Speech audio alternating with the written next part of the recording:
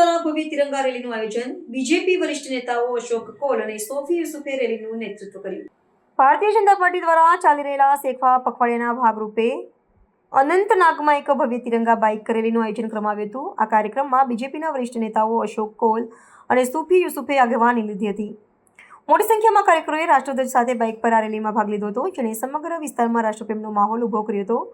આ રેલી શહેરના મુખ્ય માર્ગો પરથી પસાર થઈ હતી, જ્યાં સ્થાનિક લોકોએ પણ ઉત્સાહભેર તેનું સ્વાગત કર્યું હતું. આ રેલીનો મુખ્ય ઉદ્દેશ લોકોને રાષ્ટ્રની એકતા અને અખંડિતતાનો સંદેશ આપવાનો હતો. ખાસ કરીને જમ્મુ અને કાશ્મીરમાં આ પ્રકારના કાર્યક્રમો દ્વારા રાષ્ટ્રવાદની ભાવના મજબૂત કરવાનો પ્રયાસ કરવામાં આવી રહ્યો છે. અશોક કોલે આ પ્રસંગે જણાવ્યું હતું કે આ રેલી માત્ર એક રાજકીય કાર્યક્રમ નથી, પરંતુ રાષ્ટ્રના ગૌરવ અને ગૌરવશાળી ઇતિહાસને યાદ કરવાનો એક અવસર છે.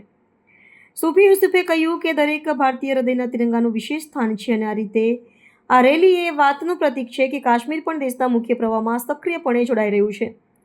આ કાર્યક્રમ ભારતીય સંવિધાનના અનુચ્છેદ 370ને રદ કર્યા બાદ પ્રદેશમાં આવેલા સકારાત્મક પરિવર્તનોને દર્શાવે છે. આ રેલી પણ દર્શાવે છે કે બીજેપી જમ્મુ અને કાશ્મીરમાં પોતાની સંગઠનાત્મક તાકાત વધારી રહી છે. આવનારા સમયમાં આવા વધુ કાર્યક્રમોનું આયોજન કરવામાં આવશે, જેનાથી જનતા સાથેના સંબંધો વધુ મજબૂત બની શકે. આ કાર્યક્રમ દ્વારા સ્થાનિક લોકોમાં દેશપ્રેમ અને સકારાત્મકતાનો સંદેશ ફેલાવવાનો પ્રયાસ કરવામાં આવ્યો હતો.